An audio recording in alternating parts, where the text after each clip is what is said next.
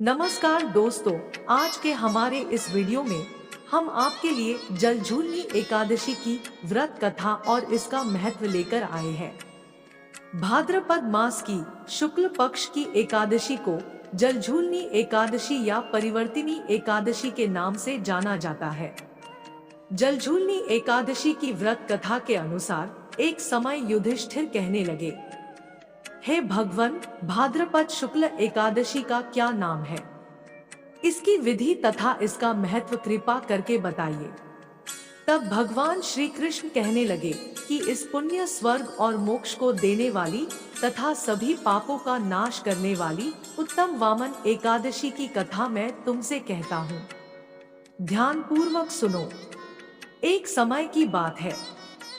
राजा बलि भक्त प्रहलाद का पौत्र तथा विरोचन का पुत्र था।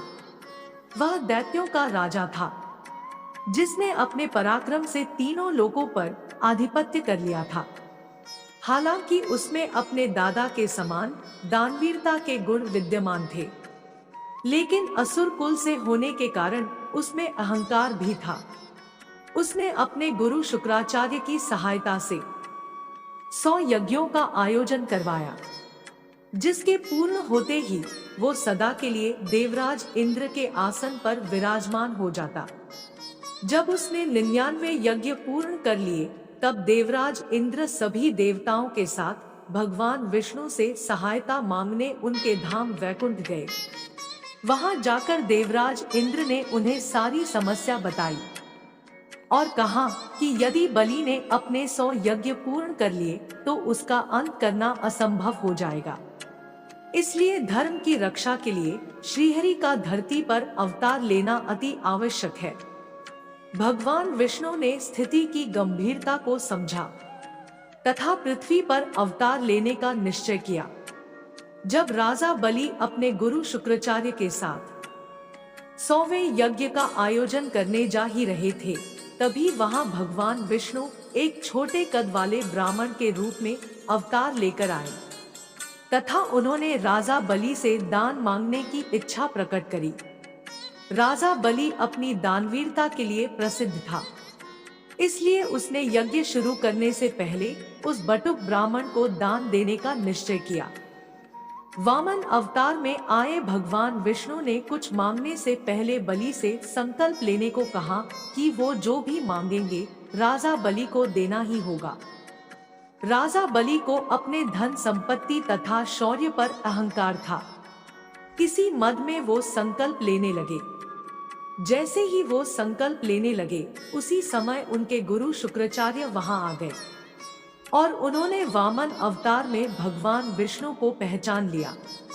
उन्होंने बलि को ये चेतावनी दी कि वह ये संकल्प ना ले तथा यज्ञ की शुरुआत करे, किंतु राजा बलि अपने अहंकार में चूर था। वो अपनी दानवीरता से पीछे नहीं हट सकता था। बलि ने अपने गुरु से कहा कि वह अपने द्वार पर आए किसी ब्राह्मण को खाली हाथ नहीं भेज सकता। अगर तीनों लोकों के स्वामी भगवान विष्णु उसके द्वार पर एक याचक के रूप में आए हैं, तो वह कैसे मना कर सकता है? यह कहकर राजा बलि ने संकल्प ले लिया। राजा बलि ने संकल्प लेने के बाद उस ब्राह्मण से अपने लिए कुछ मांगने को कहा। वामन अवतार ने अपने लिए 3 पग धरती मांगी, जिसे राजा बलि ने स्वीकार कर लिया।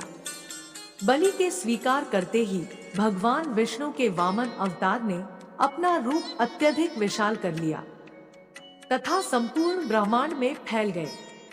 वामन भगवान ने अपने एक पैर से संपूर्ण पृथ्वी को नाप दिया तथा दूसरे पैर से स्वर्ग लोक को रोक। अब तीसरा पग रखने के लिए कोई जगह शेष नहीं बची थी, क्योंकि वे राजा बलि की संपूर्ण संपत्ति, भूमि इत्यादि ले चुके थे। इसलिए उन्होंने राजा बलि से पूछा कि अब तुम अपना वचन कैसे पूरा करोगे?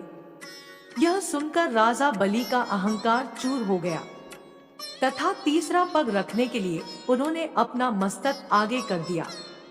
भगवान वामन ने अपना तीसरा पग राजा बलि के सिर पर रखकर उसका मान भंग कर दिया। तथा सिद्ध किया कि उनके सामने कोई भी बड़ा नहीं है। इसके साथ ही भगवान वामन राजा बलि से अत्यधिक प्रसन्न हुए तथा उन्हें भविष्य में इंद्रलोक प्रदान करने का वरदान दिया। इसके पश्चात उन्होंने राजा बलि को पाताल लोक भेज दिया तथा स्वर्ग का शासन इंद्रदेव को सौंपकर श्रीहरि में समा गए। कथा संपूर्ण होने के बाद युधिष्ठिर श्री कृष्ण से कहते हैं, आपको कोटि कोटि नमन प्रभु। इस पाप मोक्षणी कथा को सुनकर जो सभी कष्टों का नाश कर देती है, पापियों को पाप से मुक्त कर देती है तथा मृत्यु के बाद स्वर्ग को प्रदान करती है, मैं धन्य हो गया हूँ। तब श्री कृष्ण कहते हैं, हे युधिष्ठिर, इस कथा को जो भी प्राणी मात्र एक बार सुन लेता है वह अपने सारे पापों से मुक्त हो जाता है और ईश्वर के चरणों में स्थान प्राप्त करता है। तो दोस्तों, आपको हमारी आज की ये कहानी कैसी लगी? अगर आपको कहानी पसंद आई हो तो वीडियो को लाइक व हमारे चैनल कथा परिवार को सब्सक्राइब जरूर करें ताकि आगे आने वाली वीडियो आपसे मिस ना हो। इसी के साथ मैं अपने शब्दों को विराम देती हूँ और पुनः आपके मंगलमय जीवन की कामना करती हूँ। अंत में बस इतना ही कहूंगी, ऊपर वाले के आशीर्वाद और अपनों के प्यार के साथ कर दिखाओ कुछ ऐसा कि दुनिया करना चाहे आपके जैसा।